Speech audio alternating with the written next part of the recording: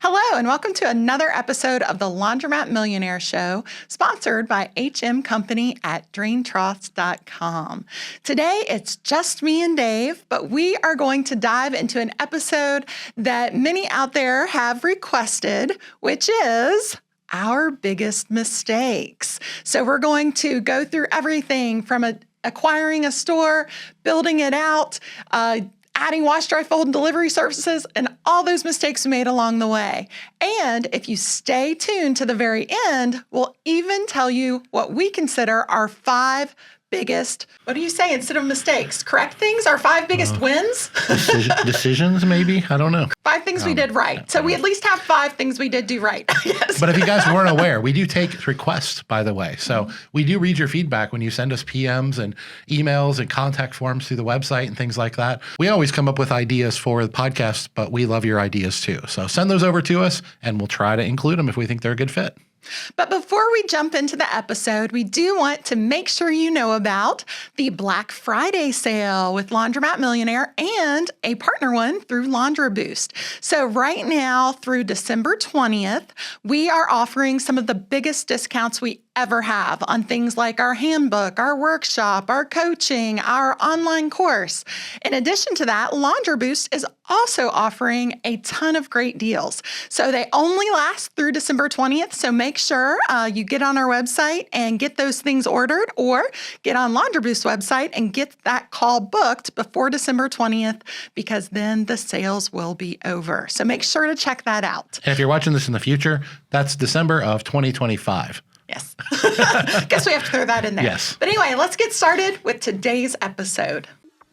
Business is hard. Business shouldn't be easy. So we're not here to sell you a pipe dream that it can and it should be easy.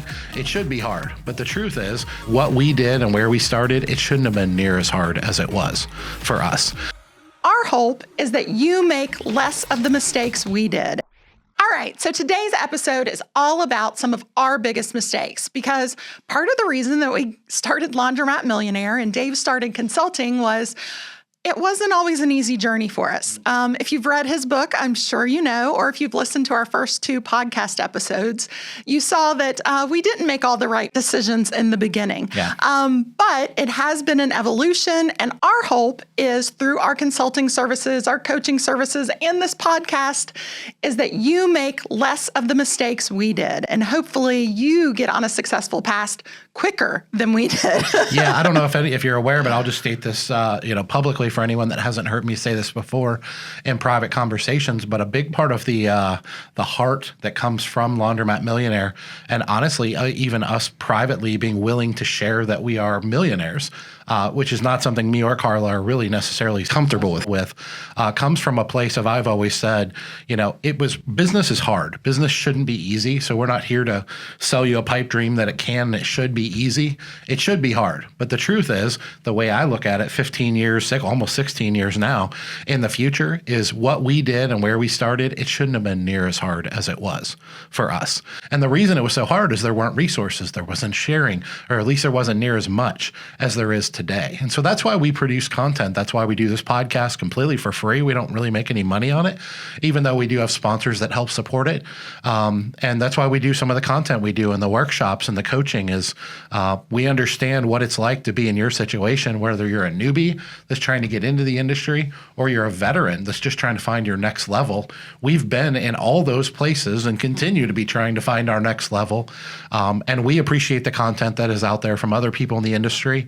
And we just don't think it should be this hard. We think it should be a little bit easier if we act as more of a community and share our knowledge and experience with each other versus keeping it all in a vacuum and keeping it quiet. So that's why the Laundromat Millionaire platform was created, was so we can all give and share with each other. I do want to set this preface too, that before we dig into the actual, bullet points and things like that, a lot of things we're going to talk about today these were mistakes that we made, some of our biggest mistakes, but we're also going to give you kind of some caveats but being where we are now, 16 years later, we look back and say, but that was probably the right move for then, right? Yeah. So there's a lot of like, we did this, we don't recommend this, but if you're in our exact situation, we did it because of X, Y, and Z. A lot and we of want to it's share money. some of the nuance for sure. Yeah. It was like, this for wasn't sure. the right decision, but it was the best decision we could make with Yeah. our current financial situation. Yeah. And for all my coaching clients, I talk about this all the time of the stair-stepped approach. If I'm working with a new client that has a lot of business acumen and a lot of wealth and liquidity, of course, we can fast forward to step 16 on the staircase. But if you're starting where we started, you're not going to ever get to step 10 if you don't start at step 1. And so I want to make sure we understand here that if you're doing these things right now, it may be best for you. A lot of these things, when we did them, they were the right decisions for us. But would we recommend it unless you're in that desperate of a situation? We really wouldn't. And so we're going to try to, this might go a little bit long, but we're going to try to share some of the nuances of these are the decisions we made, but here's the backstory behind each one of them. Whether you already have a laundromat or are looking to get into the laundry industry, everyone needs proper drainage. We use HM Company drain troughs. Their drain troughs were first created in 1991, and they have been the leading drain trough manufacturer ever since. They're made in the USA, and their drain troughs are fully customizable to meet your needs. That's why we've used them ever since entering the industry. They're easy to clean for our staff and plenty sturdy when we need to walk on them when servicing our washers. With the ability to span up to 25 feet, our troughs rarely need to be connected together, creating an easy installation. Want to slope your trough like we do? No problem. Just let the experts at HM Company know. For more information, go to their website at draintroughs.com. That is draintroughs.com. HM Company Drain Troughs. They've been leading the industry since 1991.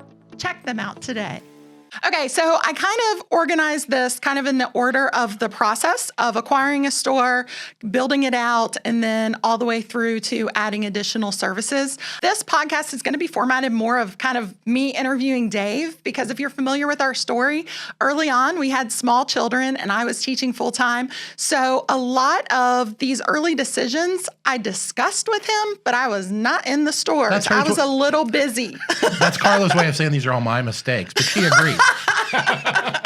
And she's right, honestly, just so you know. Hey, I discussed them with you in between taking care of children. But anyway, so let's start with some of the acquisition mistakes. So those of you that are familiar with our story, we started with one janky laundromat not far from where we lived that was on Craigslist. And I've told people this before. It was literally attended by a homeless man that lived behind the dryers. True. Like, it was rough. He was the owner that we bought it from told us he was the security. He watched out for the place for Yes. which is insane. So we started from that location, and over the course of our journey, we now own, we've gone through 5 stores, so 5 different stores. When we opened our 5th store, we did close the first one. So when I talk about acquisitions, you may hear us reference different locations because it might have been mistakes about specific locations along the way. But I think these things could apply to you with whenever you are going through an acquisition. So Dave, talk about some of the acquisition mistakes we made as far as choosing the store, choosing if it was the right store, and kind of in the lease negotiations, that whole process. I feel like I'm going to beat this dead horse in this episode, but the caveat here is, once again, we did a lot of these things and they worked out okay for us, but we don't recommend them because we know what we know now. One of them is I never really did much, if any, due diligence. I would say none due diligence on the infrastructure. Right? There's the financial performance due diligence that should happen and needs to happen. That wasn't, for the most part, necessary for us because none of our stores were some were a little profitable, but we weren't ever paying. We were in zombie mats. Yeah, we were buying zombie mats. We weren't ever buying a store for as a multiple of net operating income. And so the one thing I want to say there is we didn't really necessarily need to go through the financial aspect of due diligence. We were buying them all based on opportunity, what we could turn them into, which is typically what happens when you're acquiring a zombie mat. But the first thing I want to talk about is the infrastructure, because I don't think this is talked about much, Carla. With every location that we acquired, even our most recent superstore, I didn't really do any due diligence on the infrastructure, and that was a mistake. The reason I didn't do it early on is I didn't know better. The reason I didn't do it with our most recent superstore is we were gutting it. We knew we were going to get rid of the infrastructure. We were replacing everything, and so it didn't matter. Every electric wire, every piece of plumbing, every gas line was going to be new. Every electric panel was going to be new.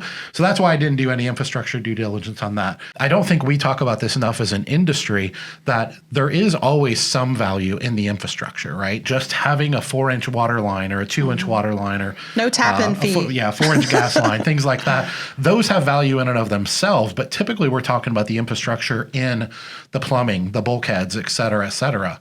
And one of the things we learned the hard way on a couple of our stores was that, we're buying this for $60,000, and why are we paying $60,000 for it? Well, basically for the location. It's always been a laundromat. It used to be a laundromat. It's got a small customer base and, quote unquote, the infrastructure, right? And on 2 of the 5 locations that we acquired, we walked in there, and on day 1, like almost 100% of the infrastructure just literally crumbled and fell apart in our hands. So what I want to tell people is I should have done that. Now, would I have still bought the locations and probably even still paid what I did? Yes. But I don't like that we as an industry, and I'm guilty of this, talking to newbies out there and saying, well, you either pay, 3, 4, 5x of net operating income, or you pay 50, 60, 80, 100 grand for the infrastructure, and the infrastructure has value because there's plumbing and electric and water lines. And while that's always kind of true, the truth is the value might be closer to like $10,000 or $20,000 versus, like you said, tap-in fees and things like that, versus just the actual plumbing and the bulkheads. If you got to tear all that apart and rebuild all of it with all new bulkheads, which we've had to do twice, there's not much value there. And so I think that's important to look at. And my point is that's one of the biggest mistakes that we made. It actually did burn us. If you remember store number 2. Our second location. Yeah. We were. It was our free laundromat. Be careful of free laundromats. There's a reason they're free. Yeah. We had acquired one. We got it profitable. It was a year later. We really hadn't got much of our money back from store 1. So we were broke as a joke and borrowing everything. And we thought, we're getting this free laundromat, right? And at least there's value in the infrastructure. And we went in there, and literally everything we touched just fell apart in our hands. And we were very fortunate to be able to get a substantial loan to get equipment and even build in some of the extra cost. So that was definitely a big mistake, is in that due diligence, make sure you do look at the infrastructure. Something Dave didn't mention that he did do a good job of with the due diligence. He said he didn't really go into finances, but he was good at looking at the competitive landscape, like really going around and seeing who the competitors were, what were their services like, what was the competitive landscape for each of our locations. The supply demand due diligence, which is what she's describing, yes, I did do that. And that was honestly the only thing that really mattered to me. So we could have done a lot better is the point. But what we did worked for us because we had some caveats, and it may work for you as well. But be careful, because we really like to caution people on that infrastructure stuff. Okay, so next I would like you to talk about in acquisition, one of the big debates out there is, do you go with the land or not? So buying the property or just leasing the property. So we have done some of both. Can you talk about some of the mistakes as far as maybe when we should have bought and we leased, or we bought and should have leased, or in some of the negotiation for that, mistakes you've made?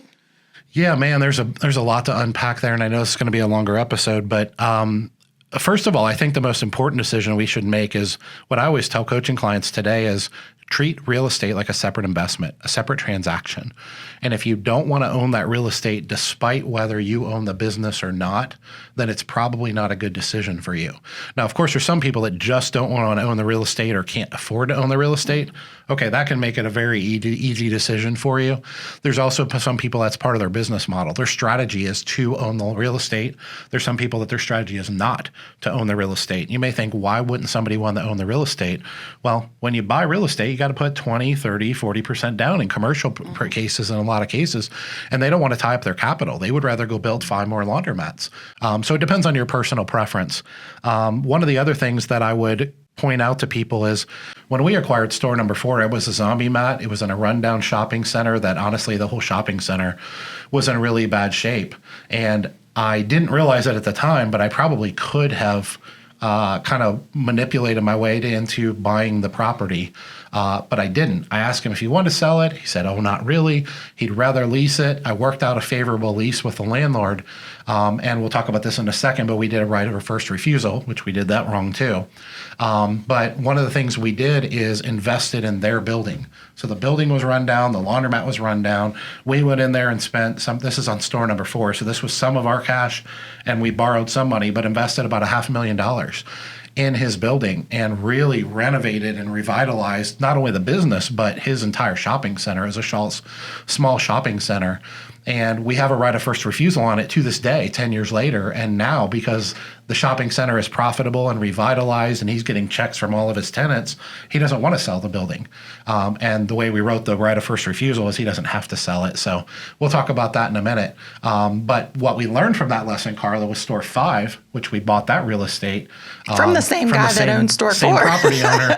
He had the exact same situation on his hand, and he came to us to be the solution to his problem and said, hey, do you want to lease this location and, do the same thing we did over there, we did over here? And I immediately, within 30 seconds, was like, look, I'm not making that kind of investment again unless it's my building. So the answer is no, I don't want to lease the building, but I will buy the building. And because I knew I had a lot more leverage at that point, that's what allowed us to buy $1 million property. And he financed it, by the way. But for us, I think ultimately we did a lot more right than wrong when it comes to leasing and things like that. I mean, there is one building we'd kind of like to own now, and that's the one with the right of first refusal. Our other 2, we do own those buildings. And then our 4th building, we have no desire to own at all, ever, for a multitude of reasons. So I think it depends. Every scenario is a little bit different. But I do think in our case, we were and still are interested in owning the property. And we kind of misstepped a few times that probably cost us the opportunity to own a property. What were you going to say is wrong about our right of first refusal? What we did there is that you can write a right of first refusal, which basically anything you and the property owner agree to, okay, so be it. What I did is I thought this was the correct way to write a right of first refusal. And what I did is I basically wrote in the lease, if the property owner ever decides to sell the property, he has to offer it to us first, right, at whatever asking price. If we accept it, then he has to sell it to us. And if he gets competing offers that compete with us that maybe are a higher offer, we have to match those offers. If you know anything, for those of you that are property owners and commercial property, that's like a terrible right of first refusal. The other thing was we made it his choice, not our choice, right? So when you write a strong right of first refusal as the tenant, as a laundromat owner, the strongest position you can be in is you negotiate the price now, you go negotiate the terms now, and you negotiate when that it's your option, not his option or her option, right? So in other words, you have complete control over the scenario. If I had written this correctly, I would have written it, let's say, for example, the property was worth $700,000 10 years ago. What I should have done is write a right of first refusal in for, let's say, $650,000, and the right of first refusal should have said, at any point in the next 30 years while I'm leasing this space, if I, the tenant, decide to purchase this property, I can at any time for a purchase price of $650,000. That's a strong right of first refusal. That's what I should have done, and I didn't. So once again, this episode is about our mistakes. There you go. There's a pretty big mistake we made. And sitting here today, now it's almost 11 years since we built that store, and I'd love to purchase the building from him, and he's still, whenever I see him, he's like, yeah, I don't think I'm ready. And I always tell Carla, I'm like, yeah, I'm a fool. It's because he's just collecting mailbox money. He's got a great tenant. We elevated the shopping center, which helped him get tenants in the other 2 spaces, and now they pay him rent. And so he's getting 3 checks from 3 tenants a month. Why would he ever want to sell? Once again, very big mistake, but it's the don't just say, oh, I want to write a first refusal. Think about how you want it. You have all the leverage, or at least we did. At that point, you need to take advantage of that and make sure it's all in your benefit and in your terms. So a couple of the other items that we thought of for the acquisition type of process, some things that are not ideal that we have. One location in specific has a basement under it. That has been a headache, so beware of laundromats with basements underneath. We've had various issues anytime there's water issues going down to the tenant below, like if you can avoid it, that's definitely one. Another issue we've had is a bad landlord. This wasn't so much our mistake. We actually bought the location with a good landlord, but the problem was they sold it to someone who is not fun to deal with and will not fix the parking lot. So I know we've preached before about make sure that when you're signing a lease that it's someone you're going to be able to work with. Unfortunately, sometimes that is out of your control, as it was ours. But it constantly reminds us to watch for those landlords in the future. And I'll throw this in there as kind of mixing a couple of these together. Something you may not think about is you may think, I don't want to own the property because I don't want the responsibility. Well, the reason we do want to own them is because that was store two. We didn't necessarily have it on our radar to own the buildings before that. But now it's like, well, if we own the building, we have complete control over whether the parking lot is paved or not, or striped or not, or snow is plowed, or the grass is cut, or whatever. And so we wanted to take that responsibility on ourselves. So that's part of why we wanted to own the property, and still do to this day. Is your laundromat ready to become the neighborhood's #1 choice? LaundroBoost has proven strategies to help your business flourish.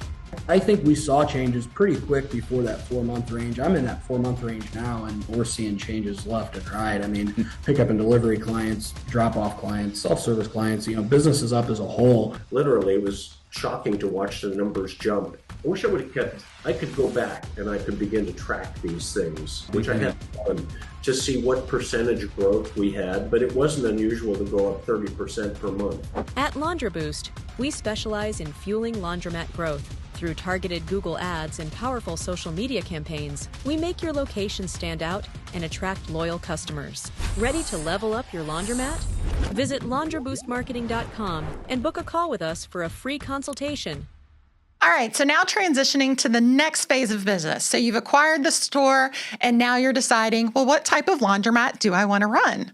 And our laundromat model has definitely changed over the years.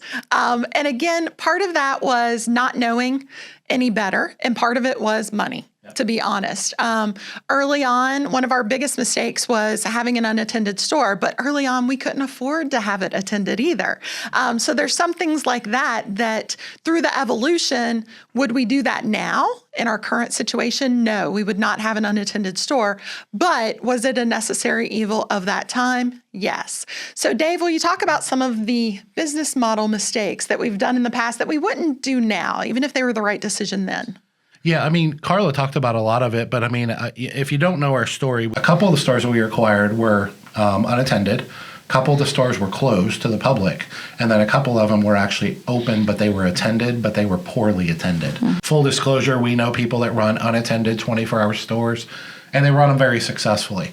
So if you want to be responsive and you want to be on call 24/7 or have somebody else on call or inject technology, there are ways to run unattended stores very well. But the two things that really hit us pretty hard with unattended stores where, I'm pretty stubborn, I don't give up easily, and I just said, yep, you know what, I'm never going to own an unattended store again, was two things. One, there was the bathroom situations. I don't care if you put a card system on it. I don't care if you put a coin system on it. I don't care if you lock it or don't lock it or whatever. Controlling the bathroom environment, you cannot legally put cameras in there.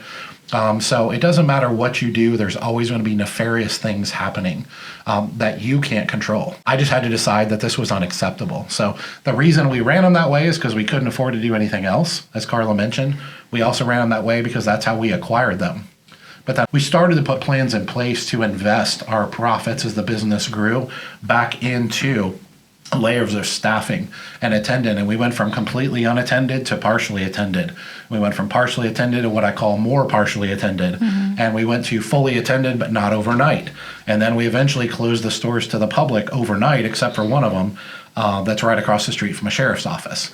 And so for us personally, this was the right decision for us. You may be in a different situation, but it's just important to recognize the business model and what kind of a business you're trying to run. As we continue to expand through the business models, we got to fully attended, and then it was like, okay, how are we going to pay for this, right?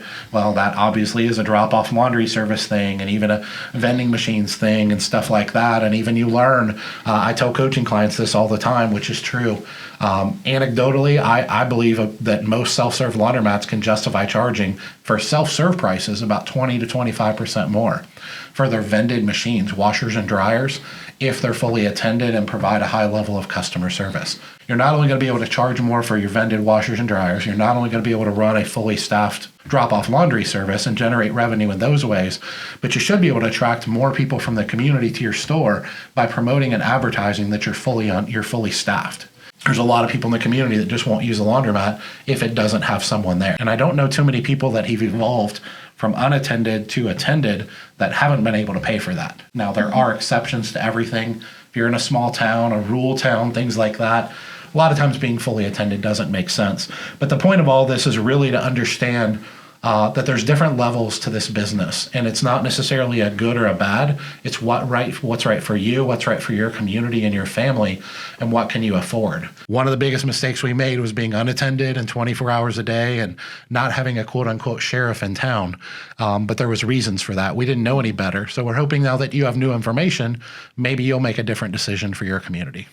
And what you talked about as well, which was one of our mistakes, is not raising your prices accordingly or not fast enough. I mean, we eventually learned that if you're going to offer a better service, it is okay to charge more. We don't charge the same as our competitors, but we're also not the same service. We're a higher level of service than our competitors.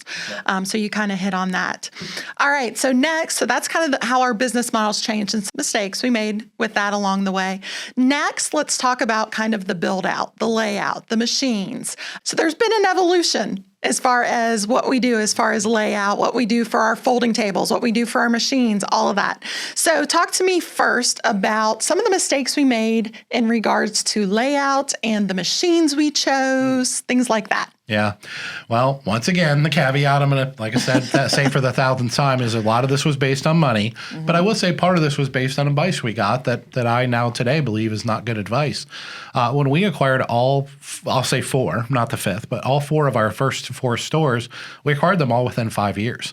And one of the things we were taught early on by friends in the industry, mentors, distributors, things like that, is the least expensive way to revitalize a zombie mat is to leave the existing footprint in place, right? Wherever the washers are, if there's big washers, there's probably a bigger water line there and a bigger electric service, and wherever the dryers are, leave the dryers there, et cetera, and just plug and play. So everything we bought just had absolute crap equipment. I mean, 30, 40, 50-year-old equipment.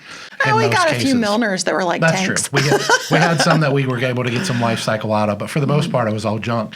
And really quickly, we had to put new equipment in.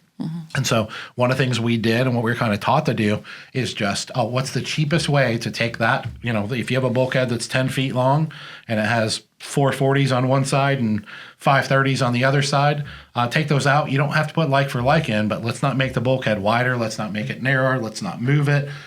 Let's not change the infrastructure inside the bulkhead.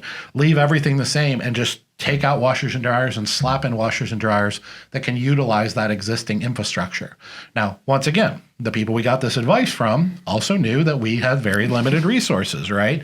And it's not hard, even when you're new in the industry, if you have good credit and stuff, it's not hard to borrow money to buy washers and dryers. But it is hard to borrow money to change out your electric and to change out your plumbing and swap out bulkheads and, move your water lines and different things like that. And that's how we made decisions then. So we would put more smaller equipment in, which was cheaper to buy.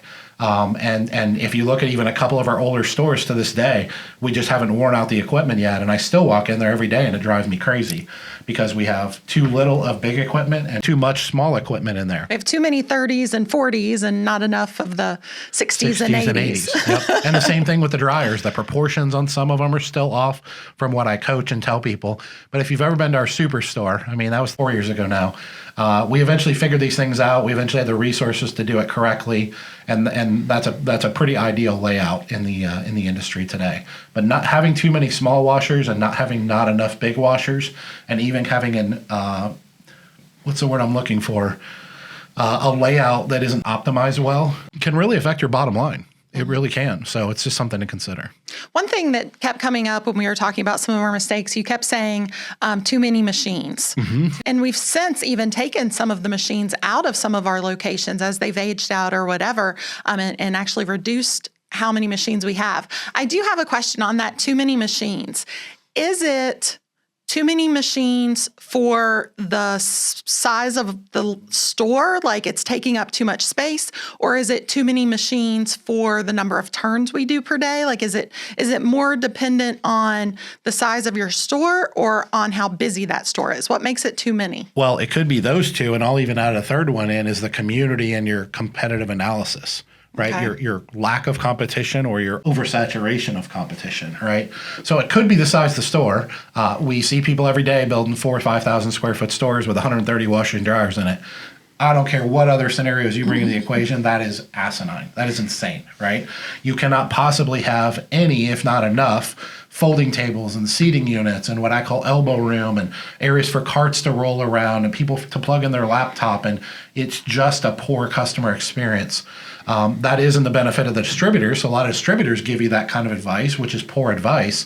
But they justify their pro formas and their machines by, if you're going to do 3 turns a day in year 1, 4 turns a day in year 2, and 5 turns a day in year 3. Oh, if we can figure out a way to cram 20% more equipment in there, well, they don't adjust the pro forma down and say, oh, well, if you have more equipment, you're going to do less turns per day. But the laws of supply and demand kind of tell us that's probably true, right? Mm-hmm. And so they do it to manipulate the investment. And once you purchase the equipment, what are you going to do? So whether it's me or somebody else, find somebody that doesn't have that ulterior motive of moving metal to get involved in that project with you. And hopefully they understand store layout and customer experience and throughput and things like that.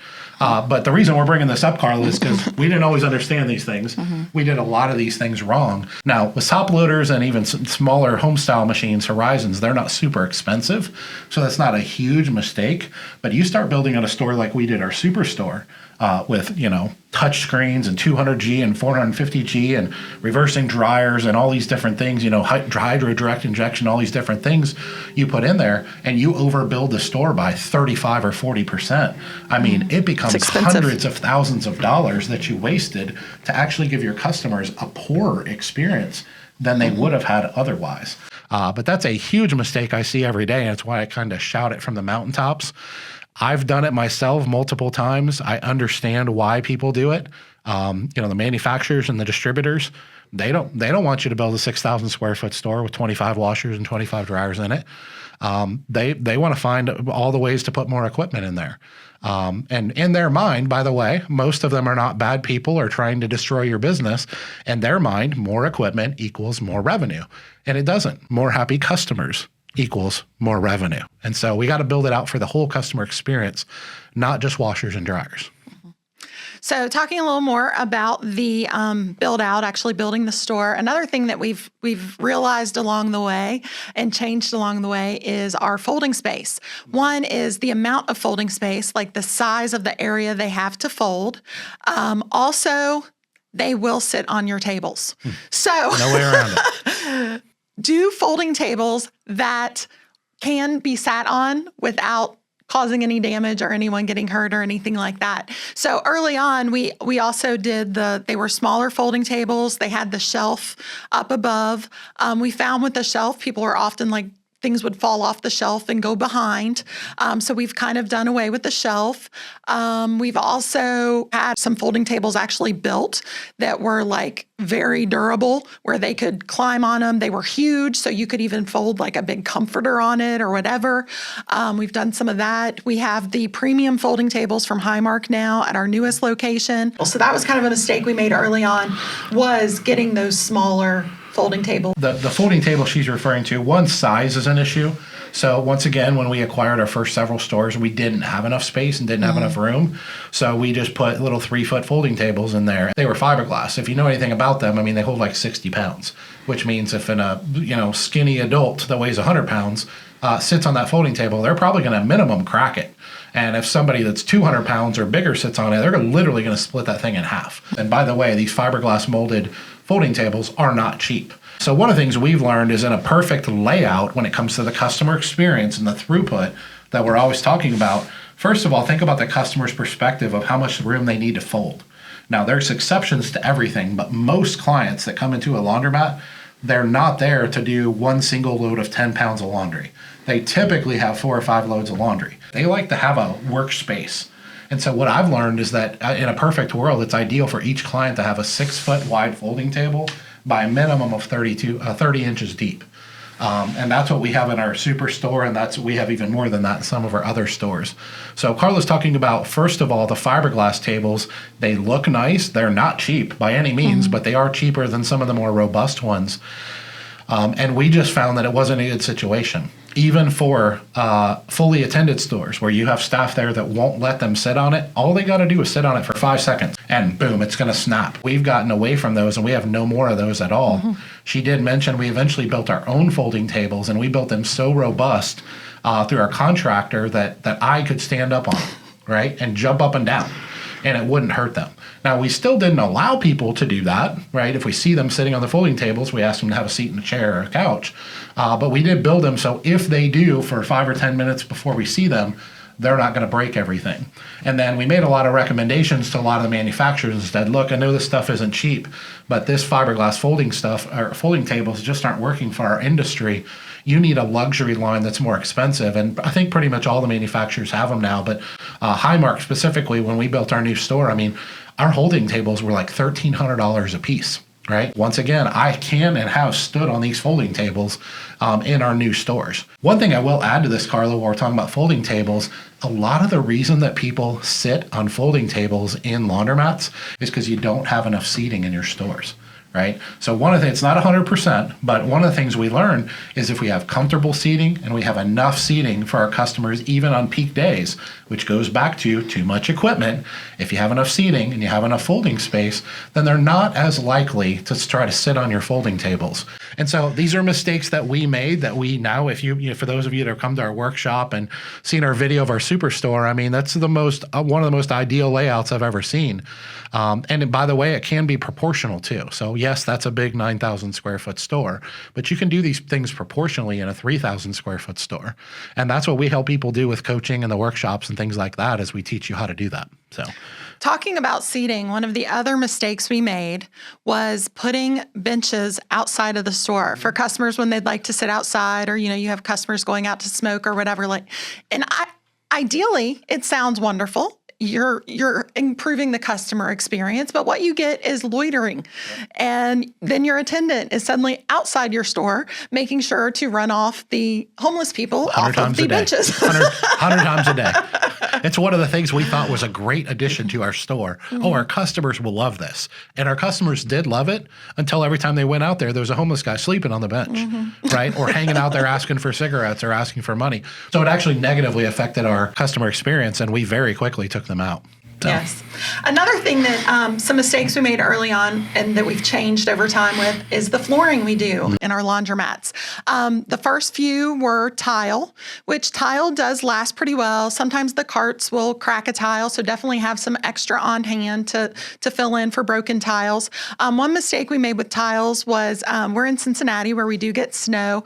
For one of our locations, we have this beautiful, like dark gray, like granite looking tile, beautiful tile. Looks horrible after a snowfall. The salt. They bring in the salt. Yeah, they track the salt in on the rain when they bring in mud or dirt and stuff like that. If it's not perfectly clean, it looks horrible. The dark gray shows every bit of dirt. Another location we tried the stained polished concrete. Yes, we tried the stained polished concrete. Again, it was beautiful, and we had it stained a beautiful like blue in the stain, where it almost looked like with the ocean. Shades, it looked like an ocean water, like a clear lake or whatever. It was beautiful, but it apparently does not wear well with soap. Every time soap or anything got spilled onto it, it would cause a big discolored patch, and it looked horrible. Also, it didn't have very good traction to it. So if the floor was wet, it became very slick. So what we found through this evolution of those mistaken flooring types is the epoxy flooring. And that's what we have in our two largest locations now. Our two smaller locations are still tile at this point. But the epoxy has a nice texture to it, so the grip is good. It has a speckled look to it, so it doesn't show, the salt, the footprints and stuff as easily. It is not bothered by any type of spills. I mean, it seems to hold up to everything. Yeah, and I just want to point out to people, so some of you may be freaking out and nodding your heads right now. In the no direction with epoxy, there are 2 levels to epoxy, and I've told a lot of you this at the workshop and in coaching and stuff like that, so I'll just put it on there on the podcast. The cheapest and the most inexpensive, you'll find it at Home Depot, do-it-yourself, garage floor in a day type of stuff, is residential grade epoxy. You can hire a contractor to do your garage in residential grade epoxy, and one for a garage is probably going to hold up better than a business, right? But also, that stuff doesn't wear very well. I know dozens of people that have bought that stuff, done it themselves in their laundromats, this residential grade epoxy, and it looks really good for usually about a year to a year and a half. And it gets really worn and it starts peeling and flaking, and it is a complete and utter nightmare within usually 2 or 3 years. The stuff we use in our stores is industrial grade epoxy. And that's even a step above commercial. There is commercial grade and there's industrial grade. The industrial grade epoxy is obviously more expensive. It takes about 2 weeks to cure, but you can walk on it after 24 hours. And once it cures, it's like armor. I mean, it's like bulletproof. I have dropped a hammer from a 12-foot step ladder onto the floor, and it looked like it had this big chip out of it. And I got down and I was like, oh crap, a brand new floor, blah, blah, blah. And when I got down there and looked, there was this little scuff. And I licked my fingers and went like that, and the scuff went away. Now, it goes without saying that it's much more expensive, but in our superstore, that stuff will be 4 years old, and it looks brand new. Looks absolutely brand new. In our other store, the first store, we put industrial grade epoxy, and it's been in there probably about 8.5 years. And I wouldn't say it looks brand new, but it still looks really, really good. Probably the only difference is in 8.5 years, it has a little bit duller a finish to it. It doesn't have that shine and that pop. And that's kind of my fault, because one of the things the contractor told us is if you wanted to keep it looking really shiny and glossy and nice, is about every 5 years they need to come back and put just a new top layer coat on it, which I think he said costs us about $1 a square foot for the whole thing to be done. And you do that every 5 years, and that kind of brings that shine back out. We haven't done that, so if you go in that store, it looks a little duller, but otherwise it still looks great. Now, before we move on, Carla, onto the stained polished concrete, I want to be very clear on this, because some of you are probably freaking out too, saying, no, that's the greatest thing ever. There is a difference in polished concrete, right? Which is just grinding it down, smoothing it, sanding it, and putting a polishing coat on it, and even a clear coat on it, which will make it shine and make it look really nice, and that'll be gray. Some of you love that look. I personally don't care for it, but that works really well. So I'm not here to tell you that that's the stained concrete is different than polished concrete. You're like changing the color of it. You're changing the color. Stain. And that's the blue she was referring to. So what we learned is, even though they put a top coat on that, and this is according to our contractor, so if you're a contractor, maybe you know something we don't know, we put this in one of our stores and it was absolutely drop dead gorgeous. But within 3 months of opening, all it took is someone just dripping a little drip of anything. It didn't have to be bleach. It could be any chemical, detergents, softeners, anything like that. When you wipe all that up and get all that up, the stain comes up with it. Your rag turns blue. So once again, maybe we did something wrong. If you know more than us, so be it. But that was a big shock for us, because we did that in our fourth store, our newest store. We actually had a little bit of money to spend, and we spent some money on this. And within 2 years, we had to come in and have the industrial grade epoxy put in. Maybe there's information we don't know. We're just here to explain our mistakes. I will tell you also, too, with tile floors, there's a drastic difference in a residential grade ceramic tile that you get from Home Depot to put in your starter home, and a true commercial grade porcelain tile. But there is a big difference in that, 89 cents a square foot tile that you buy at Home Depot for your half bath, and a $10 a square foot tile that's for a commercial grade use, or even more. Commercial grade porcelain tiles get really expensive. So just keep that in mind as well. We've made just about all the mistakes you can make there, and we found a product that works really well for us. So what we use is industrial grade epoxy. And once again, one store is pushing 10 years, and it still looks really nice. Another area in kind of the layout that we've made mistakes is in our drop-off windows. So if you've watched our episode, we have one that talks about security and how we are able to, if needed, run our store unattended. So our drop-off room can be completely secured from the self-serve portion of the laundromat, which was a great decision, by the way. But with that means we have a drop-off window that has the door, the security door, that can roll down and lock to keep that area secure. And over time, we have gotten bigger with our windows, but Are any of them big enough? Still not big enough. Every time we put one in, they're like, we wish it was twice as big. You'd think I would learn. But even in our superstore, I just mentioned almost everything we did in our superstore was like a 12-year journey for me. It's my baby. I put so much time and energy and money into that store. And I still, after 4 years in our superstore, I say probably the only mistake that I made in that location was the girls tell me all the time, the window's like, I think it's 5 feet wide. And they tell me all the time they wish it was twice as wide. Yes. And that's just because we do a lot of drop off. We do a lot of, self-serve and things like our drop off window is hopping busy all the time at that store. And we almost always have a line of people at it. And whether they're picking up laundry, handing off laundry, wanting you to weigh it, can I get change, type of thing. They're always sitting people, we sell laundry bags, which are a profit center for us. So they like to display those on the counter. If I had to do over again, I'd probably do an 8 or a 10-foot window. But yeah, our smallest store has a 3-foot window, and that room isn't big enough for an 8 or 10-foot window, but I wish it were 5 feet. And then we have a couple bigger stores that have 5-foot windows that I wish were 8 or 10-foot windows. So keep that in mind as well. And you can get those custom roll-down doors. They're security doors. They're pretty pricey, but they're well worth it if you want to, have that redundancy option of being unattended.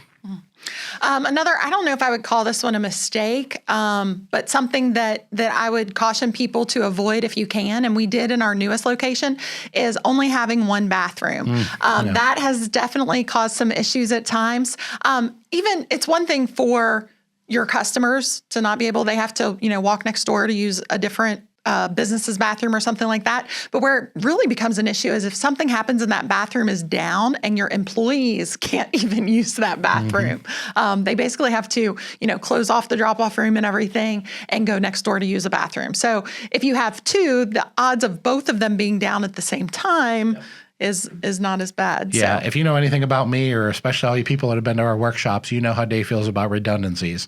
Well, bathrooms are a pretty important thing, especially when most laundromat staff is one at a time. Most locations, if it's real small, it's really hard to justify or find space for 2 bathrooms in there. But you get anything above 3,000 square feet, and for one, your municipality may require you to have more than one bathroom. But just for redundancy's sake, man, all it takes is a clogged toilet, and so that is a luxury not a lot of laundromats have. But that's something we definitely recommend, and we definitely regret at some of our locations. Another mistake we made along the way, and this one I know came to play in with our third store, was this was the first store where we actually owned the building, and we had to completely redo the HVAC system. And we went with someone who had done our home prior, who said they had some commercial experience, and it ended up being a hot mess. Nightmare. So what we learned is moving forward, anytime we have had HVAC issues or needed new HVAC systems, is go with a commercially knowledgeable company that has a lot of commercial experience. And also just a note is, and you might have to remind them of this if they don't have a lot of laundromat experience, but with air conditioning units, laundromats need more than even the traditional amount for that amount of space because of the heats from the washers and especially the dryers. So. Yep, absolutely correct. I won't share the whole story with you, but yeah, the quick version is you get one man with a van kind of thing, one, sole proprietorship type of thing. Yeah, a lot of times they'll have residential/commercial, and they'll have maybe fixed a commercial unit, but there's a different level to design and installation. I think that's the delineating line. That guy might be able to come into your commercial facility and fix what's there, but to not have what the store she's referring to was store 3 for us, and it literally didn't have air conditioning. All it had was a garage space heater hanging from the ceiling, and it had no air conditioning at all, and that was the only heat it had. And so we asked him to come in and design and install the entire system. And the truth is, he told us he could do it, and he made a hot mess of it. He cost us probably $10,000 or $15,000 that we did not have. And then we learned there's a big difference, at least with design and install of a true commercial outfit. They should have a commercial department, right? So they should have multiple techs that are experienced for decades with commercial equipment design and install, engineering teams to do size loading and things like that. And just one guy in a truck with a pad of paper and a cell phone just ain't going to cut it. Maybe you're laughing at us because you already knew that. We didn't know that, so we had to learn the hard way. One last mistake we've kind of made with layout, and this kind of goes back to the whole 24 hours unattended as well, is we learned the hard way that you do not put coin pushers or even like the little vended sticker machines, our son's sticker machine, in an unattended 24-hour type location, which ours are only unattended overnight. But both of those items, the sticker machine completely disappeared. It just got taken. And the coin pusher machine, they just broke all the glass and started taking the quarters out. So, I mean, we have security cameras and all that kind of stuff, but then you have to go the whole route of, trying to find that person and posting their picture and figuring out who it was and all that. And it's not worth it. Yeah. The money you make from those extra little ancillary vending type things, it's just not worth it if your store's not fully attended. So we only have those in our attended all the time stores. Yeah, and it does depend on the store, location, things like that. This store is actually in a really good area. Our one 24-hour store is in a really good area right across the street from the sheriff's department. We had video, high definition video of them doing it. I mean, in the case of the sticker machine, they caught them, but we didn't get restitution. And in the case of the sticker machine, they just never caught them. They think it was somebody from probably out of town. So yeah. Now we do have some friends out there that are pretty creative that have sent us their pictures, and they've welded armor around these things so you can't break them. And hey, all power to you guys. If I got to go to that level, like this just is not a good fit for me. So I'm not going to fight that battle. All right, so now we're going to pivot a little bit and talk about some of our advertising and marketing mistakes. People often ask us about these as far as, what things work, what things don't work. So one of our biggest mistakes early on, I think, and we've told this story many a times, it's the whole story of why we created Laundry Boost, is not using laundry industry specific marketing, which there weren't a whole lot of options out there back then to begin with, but using other marketing companies, and then we were their guinea pigs. They weren't really sure what keywords should be used, so they were testing them on us. So what happened was we would be spending a lot of our marketing budget with them testing what words they should put as their keywords for the Google ad or whatever. So there was a lot of wasted money early on in marketing. That was one of our big mistakes. Some other things we've tried where we at least did not see a lot of benefit out of, maybe you and your market have, the flyers and mailers. My assumption is that a lot of people are like me, and if you stick something on their windshield, they just throw it away. If you put it, even send it into their mailbox, they're probably like me, and before they're even walking in the house, they're over by the garbage can, like throwing out all the stuff that isn't actual bills and stuff like that you actually need, and they don't even look at it. We've tried billboards.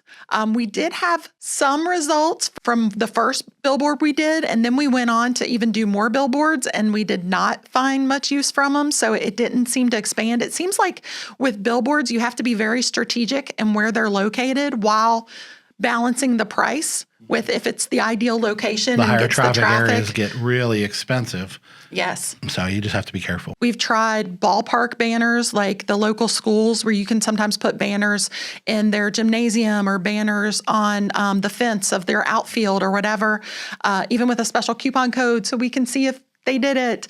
We found that was not successful. Sponsored baseball teams. Yes. Kids, youth baseball teams. Nothing. Youth soccer teams. We didn't really get anything from that. I mean, it gets your name, your brand out there, I guess, but nothing that we could really count.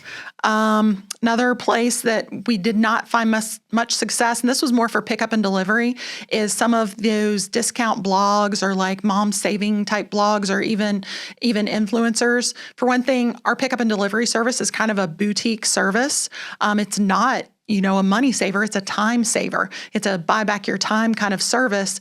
And so those blogs or influencers or whatever that are focused on, maybe the stay-at-home parent that is looking for ways to cut money, we're not their service because we're more of a luxury as opposed to a discounted service. So those were some of the things we found as far as advertising mistakes. Do you have anything to add with that? No, I don't really have much. You talked on Laundry Boost, and I know this is a well-documented thing, but I mean, the reason we ultimately went with Laundry Boost, when we met Brett, was our 8th marketing company in 13 years, I think, or something like that. Some of them we had moderate success with. Most of them we had little to no success with, and most of them were even outside the industry. So that's a big part of why we launched and created Laundry Boost. Is we finally found Brett, but at the time he was kind of a one-man band with a small little team, and we wanted to really expand on that. And he had done some marketing and advertising, but not exclusively marketing and advertising for the laundromat industry. And so we wanted to put our knowledge in the same plate as his knowledge of digital marketing and really create something special. And we think that's what we've done nowadays. I've said it for 2.5 years now, but we're growing way faster than we ever have with any of the other marketing companies we've used. And we think a big part of that is because our team is just really honed in and focused on wash, dry, fold, pickup and delivery, self-serve laundromats, and commercial accounts. And they know all 4 of those products like the back of their hand, not to mention the industry and even the nuances of nurturing campaigns and email campaigns. And now we're injecting AI and things like that into them. And these are just really, really powerful things. So we now to this day, I don't think it's a secret. I think I've talked about it even from stage, but we spend 100% of our marketing budget on digital marketing nowadays. We've tried a million other things. And I will add, in addition to what Carla said, I wouldn't say that none of those worked at all. Right? Yeah. I wouldn't say enough that any bang of for them. your buck. Yeah, but when you spend $1,000, you're like, oh yeah, we got 2 customers. It's like, well, that's $500 a customer, right? That's not good. So I wouldn't say we didn't get any new customers out of them. I've found that I would say that we found that especially with Laundry Boost, specialized industry specific digital marketing, we can get a lot more bang for our buck with digital marketing and SEO and different things like that. So the next thing we're going to talk about, and I think this is probably one of the biggest wins of our business, which I know we said at the end we'll give you our top 5 wins, but one of the biggest, I think, assets that we have that we didn't always do right. One of our biggest assets, I think, is our team and our culture. We have an amazing team at Queen City Laundry. I think we have a great business culture, and we've definitely made some mistakes along the way. Dave, can you talk about what are some of the staffing and employment type mistakes that we've made? Yeah, probably the one that is the biggest impact, and I won't go over the whole story with you for the sake of time, but we've kept multiple employees that were honestly really hardworking employees, really butt kickers, which we look for, just people that are not afraid to get dirty and they're willing to be called in and you know, et cetera, et cetera, et cetera. All the things you think you want in an employee, and you do want, by the way, an employee. But those people we kept around way too long when they were personally toxic. Both of those things can exist simultaneously. They might just have an insane amount of drama in their personal life, or all these personal issues from their childhood or whatever. And we don't hate them. We're not mad at them. But when they bring that into the workplace, you know, they can be a hard worker and they can be reliable and diligent and even have great numbers. You know, those of you that have come to our workshop know about the numbers and the motivation, the incentive and pay structure and how we structure all those things. But man, if they're toxic, and a lot of times, by the way, we kept these people too long. A lot of times the reason we kept them too long is because they were really good at hiding it. Like, we didn't know how bad and how toxic. We knew they'd make a little comment here and there, but behind the scenes, a lot of times we've even promoted them. And because they were such butt kickers, we promoted them to managers and things like that. And then we're only able to find out through our team, our attendants and the people that work under them, how horrible and toxic that they are, and how much that negatively affected our culture. If you know anything about us, you know how important these things are. But you do live and learn through these things. You live through 2 or 3 of these types of people, and you learn that, hey, being reliable, being hardworking, even being trustworthy, by the way, not stealing from us, and you know, even treating our customers well. It doesn't matter if at the end of the day you're just this toxic, volatile human being. Nobody wants to work in an environment with somebody like that. So yeah, pretty powerful stuff. Another mistake we made is not having an employee handbook early enough on. I mean, it's something we've corrected over the years or whatever, and that is a living, breathing document that's always changing as things change. You know, situations come up, like marijuana became legalized in Ohio, so we need to add that into the employee handbook. Or this, you know, a situation of, we recently had, can a manager date another employee or whatever, and direct we had report. to add something, a direct employee, and we had to add something to that with the handbook. And so things are constantly coming up, and you should have an employee handbook. You should have a procedure in place for everything that can come up. And when you don't, that means it's something that you need to be add, addressed.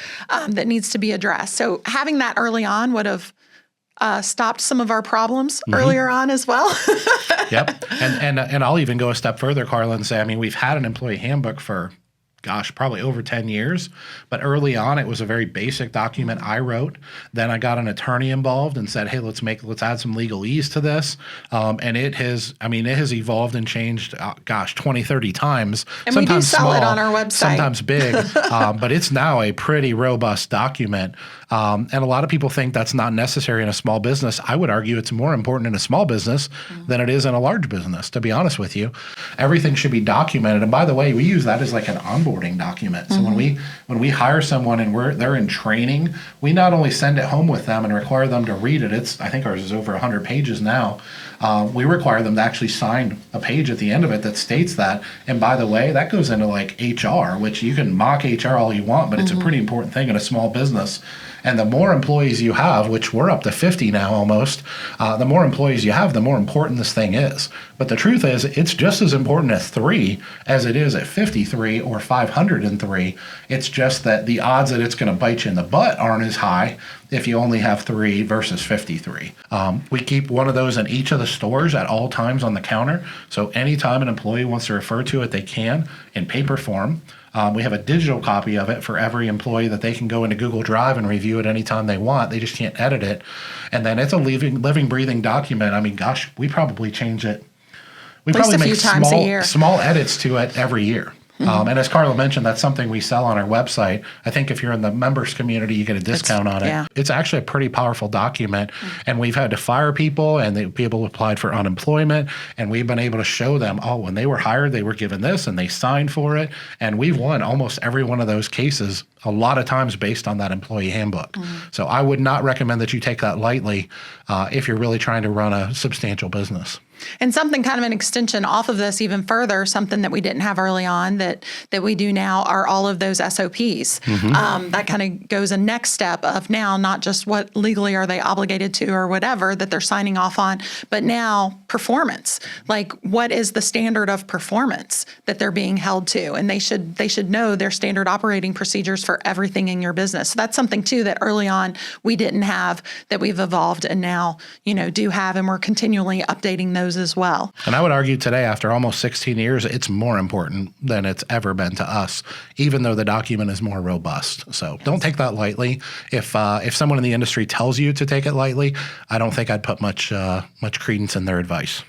So we're on to our last section before our 5 biggest wins. So our last section of mistakes, and we will try to do this one kind of quick because I know we did a whole episode on this actually, and that is our wash, dry, fold, and delivery mistakes. We have a whole episode on the common mistakes that people make when they try to launch pickup and delivery. So I recommend check that out for more detail. But one thing that I find was one of the most confusing things that we did was the branding. If you have followed the course of our pickup and delivery wash, dry, fold, you will find that we are now on our 3rd brand. Yep. So we launched with one brand because when we started out, we thought that we needed to have a brand that was separate from our laundromats because it's a different clientele. That was the advice we got. We don't think that that is necessary as long as your self-serve is processing at a high standard. We have beautiful laundromats that appeal to any level clientele, so we don't have any problem using the same brand. So everything across the board now is Queen City Laundry. But we started off with one brand, and then we pivoted to promoting a revenue share model. We weren't part of the revenue share model, but as part of helping them build this model, we did switch our brand for that one, which was a huge mistake. I mean, the whole revenue share was a huge mistake. Again, another episode. True. Why we left Happy Nest. Yeah. But so in the course of that, I think we discounted the importance of the brand that it almost appeared so flippantly, just kept changing brands. And then we lost that brand loyalty. So we will not be switching brands again. I'll add one other thing, Carla. Every time we switch brands, if you think about M&A, mergers and acquisitions, when a company acquires or mergers, big or small, with another organization, what do they always tell their clients? They always tell them, oh, yeah, we're partnering with with Bob's Carpet or whatever type of thing. And they don't ever say, oh, we bought their business or we're merging with them or their owner retired and we're revenue sharing or we're franchising or whatever the words are, right? They don't ever say that because they don't want you to know that it's a different company, a different owner, a different management structure. In our case, that bit us in the butt because we were literally the same team, same organization, same location, from the first brand to the second brand, the second brand to the third brand. And I think every time our customers thought we had sold to another company. So then they're like, can we still trust you? Yep. Are you still the same trust. service? You have to build that trust all over again. Yeah, and we had to do a ton of marketing around that switch, and it was just a pain. There was also rewrapping all the trucks, rebranding everything. Like, it was a huge expense too. So definitely, we are firm believers in that you can use the same brand as your laundromat as long as you have a nice laundromat and sticking with that brand. And then you're just promoting one brand, and that helps enable you to share customer service and gives you a location if people want to know exactly where you're located for the pickup and delivery, which also can help with some of your marketing and your Google page and your ads and all that kind of stuff. It's actually powerful, very powerful SEO, very powerful for the branding in and of itself, very powerful for running different campaigns. You're running them on the same account, even though you're running 10 campaigns for, 3 for self-serve, 3 for drop-off, 1 for dry cleaning and pickup and delivery and things like that. Google recognizes all of these things where maybe your customer does or doesn't know, but it actually gives you a lot of brand recognition in Google. Like she said, having a physical location is really important. And if you're a pickup and delivery business running out of your home or someone else's laundromat, or like we were Queen City Laundry trying to run Laundry Magician out of the same location, well, they wouldn't let us set up separate Google business profiles for Laundry Magician at this location because it already showed that there was a business there, which was Queen City Laundry. So what a nightmare. What an absolute freaking nightmare. Yes. One of the other big changes that we made kind of mid-growth of our delivery service was switching softwares. That's why now when we coach people and work with people, we really encourage them when they're looking at the different software companies is to look with your long-term goals in mind. And, look for not just what do I want my delivery business to be, but what do I want it to eventually become? And will this software grow with me? What is the flexibility of this software? If I decide to pivot and change things, does it have that capability? Because when we switched software companies, we lost about 25% of our customers, even though we pounded them with information of, this is going to change. This is going to look different. How you log into your account will look like this. Like for weeks, even a month leading up to it, we still had some of the people who stopped using us. It's kind of the same analogy, maybe even worse, as the branding, right? When we changed brands, they thought we were a different company. When we changed softwares, a lot of them thought we were a different company using the same brand, right? Some of them just got annoyed because software platforms— They don't like change. Software platforms all behave different. So it's not a good or a bad thing for the software companies. It's bad for you, for your customers. And of course, for your employees back of house, they have to learn a whole new platform. But they don't get to learn it from day one when you don't have any customers. They have to learn it on the fly when you have, in our case, 8,000 customers, right? And so it can be very stressful on your team, which can cause anxiety and stress with your customers. And I mean, we lost a significant chunk of business that we had worked really hard to build.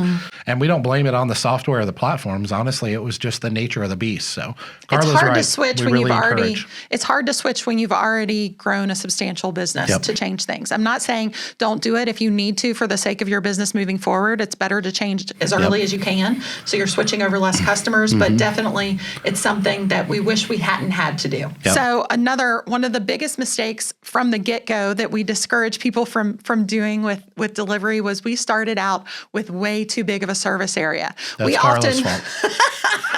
Yes. We often encourage people to, try it out with a small, get all your SOPs, get all your processes in order, start with a smaller area. It's a lot easier to expand and grow to a bigger area than it is to service this big area and lose a lot of money because you don't have enough customers to warrant the expense of driving out this far, and then try to shrink it, and then people are bummed because you can't service them anymore. Yeah, I mean, it hasn't been a secret that we've lost several $100,000 in the first 2.5 years that we launched pickup and delivery. A few more of the mistakes we're going to hit on in a minute. The branding was a part of that. The huge service area was a part of that. The switching softwares was a huge part of that. Compensation for our processors, which we're going to talk about in a minute, was a huge part of it. Multiple things, but it's not for the faint of heart. And that's part of why we also do coaching and workshops and things like that. But hopefully you get a little bit of value out of this episode too. Another huge mistake was pricing too low. And we did a talk at the Wash Dry Fold conference a few years ago. We also go in depth in this in our workshop, is how to process or how to price for drop off and delivery, and to know your costs. Don't just price because, just a little higher than what you do for self-serve, or, delivery should be a little more than you charge for drop-off or whatever, but actually knowing what it costs you to do that pound or that bag of laundry, and then pricing accordingly. So that was something that we really had to dive into. At first, we just kind of came up with a price of what we thought we could charge or what our competitors were charging or whatever, and not truly knowing our price and the profit and factoring in the profit margin we wanted. And a lot of that too, once we dove into the price, is when we found a lot of our other mistakes, like believing we could pay a laundry processor, so someone who just full-time processes laundry, the same way we pay an attendant. And the truth is, for whether it's drop-off or delivery, when you outgrow what Dave calls free labor of the attendant, where you need a full-time processor or full-time processors for those services, you can't compensate them the same way. Otherwise, they end up costing you too much per pound or per bag. Yeah, the example I give to people is what you do in the beginning may work really well, but does it work at scale? That's the verbiage that I always use when I'm coaching and in workshops. And what you do in the beginning with 5-10 orders a day might work really well with free labor, or having you just step in and pound out some towels to help them because it's a big order. And those things do not scale. Right. And so what you need to understand is how to price your service for scale, right? You can't price this way in the beginning and then change your price as you get to scale. I mean, I guess you can, but it's not recommended. You need to understand what you're charging should be driving everything else, not the opposite, right? Yes. So at scale is what I always stress there. It may work in the beginning, and if you're 6 months, a year, 2 years, 3 years into pickup and delivery, and you haven't truly scaled and evolved out of the scale phase and into what we call the optimization phase, just because you haven't been punched in the mouth doesn't mean you're not about to be punched in the mouth. So that's really important. Yeah, what we learned really as we dove into our costs is the key to keeping down your wash, dry, fold, and delivery costs is all about processor speed. And we dive into that deep into our workshop. It's also explained in our handbook. And if I'll tie back to the beginning of the show, if you're watching this before December 20th of 2025, those are discounted right now as part of our Black Friday discount. So you can get tickets to any of our 3 workshops offered in 2026 at $1,000 off, or you can get our handbook at 50% off right now. So remember, before December 20th of 2025. So, and that does dive into a lot of these things, but it does dive into our mistakes on pickup and delivery and how to do it the right way and how to compensate and figure out your costs, figure out your price, and all that kind of stuff. There's a lot to it. I mean, we're trying to run through this quickly. As you can tell, the episode's going long, but this is important stuff. It's not something to take lightly. Again, we have that whole episode on our pickup and delivery mistakes, but one more thing I do want to hit here that we learned from was in our vans. First thing with our vans is we learned when Dave was doing a bunch of routes, he learned that he never wants a low-top van again. It is hard on your knees and your back to crawl around in a delivery truck. Don't ask your drivers to be crawling around the van. That's a bad idea. Another thing we've learned over time, since we changed brands so many times, we've gone through various wraps, and we have learned to prioritize what information you put on your wrap. Our first wrap was beautiful, but it was so busy because we wanted to tell them everything about this wonderful service and how to reach us this way or this way or this way, and all the reasons that they should use this service, and also make it beautiful with pictures and bubbles and keep it a little more simple. It was a nightmare. make sure that they're able to actually read it when they're stopped at a light or whatever, and they see your truck out. So those are kind of just the highlights of some of the pickup and delivery, wash, dry, fold mistakes that we have made. But this takes us to our final section. Thanks for hanging with us. Hopefully, if you've hung in for all of this, or maybe you've just fast forwarded to get to the 5 at the end, our 5 biggest wins are the things we actually feel like we did right in this. Number 1, you will not be surprised because Dave talks about this all the time. Finding that rock star distributor. And if you can't find a rock star distributor, because we know with him coaching people in all kinds of markets, sometimes you can't find that rock star distributor like he did that is also a great mentor, is not just finding a great distributor, but finding a mentor, someone to help you avoid all these mistakes in the industry. Because in the laundromat industry especially, a lot of these mistakes are not $100 mistakes. They're thousands, if not tens of thousands, or even $100,000 mistakes. So finding that person that can help you through the process. Yeah. You can add a coach to that. You can add multiple coaches. You can add masterminds to that. We have a community which you can get involved in. We have a Facebook page, and there's a lot of different levels to mentorship. And your distributor doesn't need to be the be all end all, and probably can't be the be all end all. But when it comes to equipment and layout and infrastructure and even some strategic decisions, typically distributors aren't great with operational expertise. So that's where a lot of times coaching and workshops and margins and pricing and things like that get in. But it's no secret this is a capital intensive business. Infrastructure is a really big, important part of our business, and that's where they are and should be experts. And I think, by the way, give your distributor some credit. Give them a little bit of slack from time to time. They're not perfect. You're not perfect. You get 1-star reviews. You have bad days. Distributors, even the best of them, have bad days too. Not all distributors are out to rip you off and sell you too much equipment. Some are, and you should be cautious of those. But some of them actually are partners, and they want to truly invest in your business. We've talked about this ad nauseum, how HM has been responsible for probably 50% of our success through those areas. Some parts of the business we've had to learn the hard way, as we've told you, and they weren't able to help us with, and we had to just bang our head against a wall. But man, at least the infrastructure and the equipment and layout and design and folding tables and things like that, try to find a rock star distributor and try to get some really good testimonials. And by the way, also go around and try to talk to some of their customers that maybe they didn't refer you to. And see what they think. Our number 2 best move, I already alluded to the fact that we have an amazing staff and an amazing team, and a lot of that is due to finding and promoting and retaining our amazing GM and also assistant GM. They're a great team together, and they're really, especially now that we've stepped out of the business a little more, where we say all the time, we work on the business, not in the business. We don't spend a lot of time in our laundromats. I hardly spend any. He has a once-a-week meeting with the management team.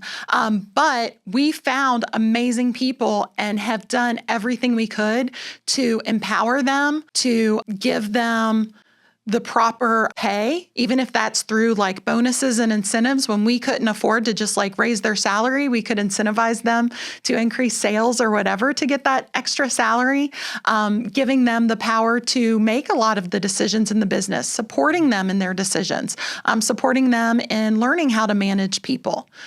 The thing that's all great, Carla, and I agree with every word of that. The thing I'll add to it is, at least in our scenario, and this is sometimes easier said than done, I think one of the biggest things we did right is hiring and recognizing that we needed them before we needed them. Right? We brought our GM, who's still our GM to this day, Marlene, on as a part-time attendant, working 3 3-hour shifts a week as an attendant in one of our stores. Within weeks, we promoted her to our first trainer, and she just now runs the whole organization. And we hired her probably 2 or 3 years before we really needed her, right? Well, why did I do that? I did it because I knew that we really couldn't wait until we needed her to hire her. I needed her to grow with me in the organization. And the same thing with assistant GMs and things like that. Easier said than done, but one of the things we coach in the coaching programs and in the workshops is, over hiring is the term that we use. Hiring, if you have one opening, hire 2 or 3 people. That same philosophy kind of applies, and it may sound like a waste of labor, and to some of you maybe it is, But maybe it's why you don't have the team that you wish you had, is because you haven't made that investment. That doesn't happen by mistake. No. And the odds that you're going to go out and just write a check and hire somebody for $100,000 to come in and run your laundromat enterprise because now you've built it up to the point where now you want to move to Florida is probably not very realistic to happen. You can buy talent, that is a thing, but they're probably not going to be very familiar with the laundromat industry. And even if they come from another laundromat chain, they're going to be familiar with their SOPs, not your SOPs. So I think that's one thing I want to stress here, is not just that we needed them, that we hired them, that we empowered them, that we give them ownership of their stores and bonus structures, and all those things are all important, but it's bring them in and train them up with you before you need them. Let them travel this journey with you if at all possible. Well, and that's something that Dave has done a great job of, is really helping to nurture and grow their talent. You got to coach them. When they came to us, they were hard workers, great people, and all of that. But did they have laundromat knowledge? No. Did they have even people management knowledge? Some of them, no. But he's done a great job as we've grown, recognizing that talent and that potential, nurturing it, and coaching them now to, they're the ones who are nurturing and coaching the talent beneath them. That's right. And that's what really creates that team. So that was our probably number 2 biggest win, and probably the thing that honestly impacts our business the most now, especially since we're not in there, is our amazing team and our amazing management. Yeah. So number 3 biggest win was embracing wash, dry, fold, and delivery. So our first 2 locations were self-serve only, but when we acquired our 3rd store, it did come with a drop-off service. There was one lady that worked it, and it was open minimal hours. But rather than close it off and make that store just like our first 2 that had been successful with just self-serve, we decided, okay, let's check this out. It's a profitable service. Let's keep it going and see what we can do to even make it better. And Dave, he was able to network with some other owners in the area and see their drop-off services, learn from that, and really incorporate it into what has become a huge part of our business. The drop-off service is now available at every location. And then adding to that, when we got our 4th location, and he learned at the Clean Show in 2015, I believe, about this whole new idea of pickup and delivery laundry, adding an even additional service beyond the wash, dry, fold. But that has really been what has just superpowered our business from being the amount of revenue you can get in just a self-serve laundromat with that same infrastructure, the same number of machines and everything, being able to just blow up your revenue to a whole new level. Yeah, and I'll just add to this real quickly. We've shared this before, I think, but we now run a $2.3 million operation with four laundromats out in the suburbs. So these are not high volume laundromats, right? And the truth is that over 50% of that revenue comes from wash, dry, fold, dry cleaning, and pickup and delivery. So if we didn't have that, those are our highest margin products, by the way. Self-serve is not our highest margin product. And we have over 50% of the revenue.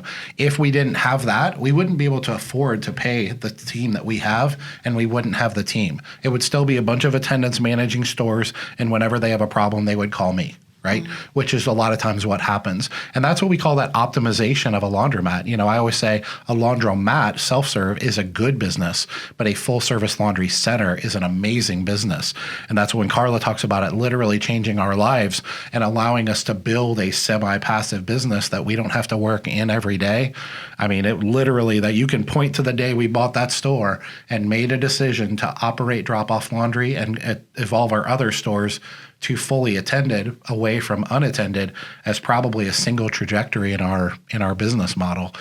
So our number 4 biggest win, I'm going to be really short on because we kind of already hit this, is creating Laundry Boost, getting that laundry industry specific marketing, and not just Laundry Boost is now the next level that it's really coming to embracing AI and how we're embracing that in our own business with the AI call center, the AI chatbot on our website, really helping with customer service, and then even using AI to do some email generation for some of the B2B and things like that. So we found that Laundry Boost has helped us take our marketing and therefore take our business to a whole new level. And that's why we created it, was to help you do the same thing. Mm-hmm. So it was obviously the start of it was, can we do this for ourselves?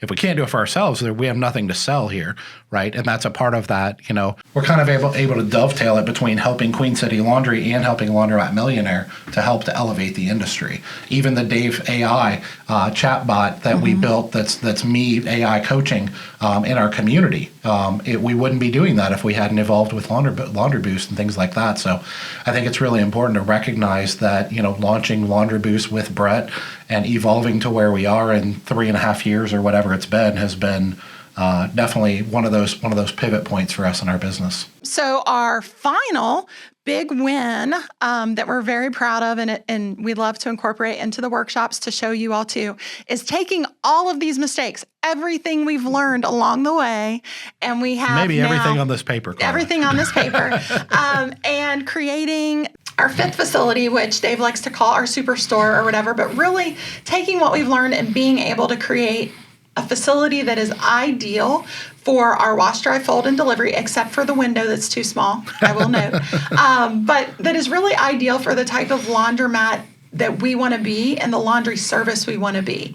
Yeah, and I think it's important to point out there where we call it a pickup and delivery facility, it's a laundromat, right? It's open to the public. It's serving the community, but it's doing it without interfering. Our pickup and delivery, our wash, dry, fold, our dry cleaning, there's a synergy here, right? And building the facility in a certain way, we functionally were able to do it at our first facility, our other store, but building this store, we took a lot of the hiccups and a lot of the things that weren't ideal in the other store that we built and put them into this. So there's this beautiful synergy that we always talk about is even going to allow us to scale to 5 or 6x of what we do right now out of that store if we can ever find that many customers.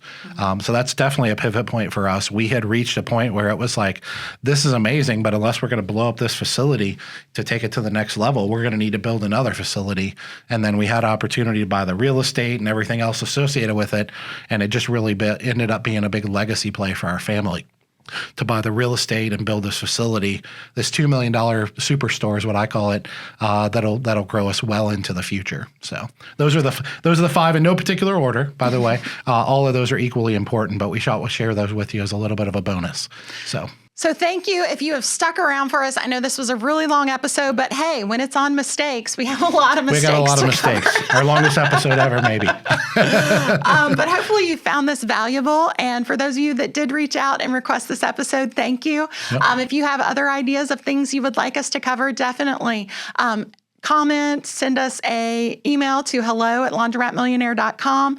We do make sure those do get read, and we love to hear feedback, and we want to be providing you with the service that you're looking for from us to help you on your laundromat journey. Also, don't forget, if you are watching this before December 20th, check out our Black Friday deals, both on our website, laundromatmillionaire.com, and on Laundry Boost's website, laundryboostmarketing.com.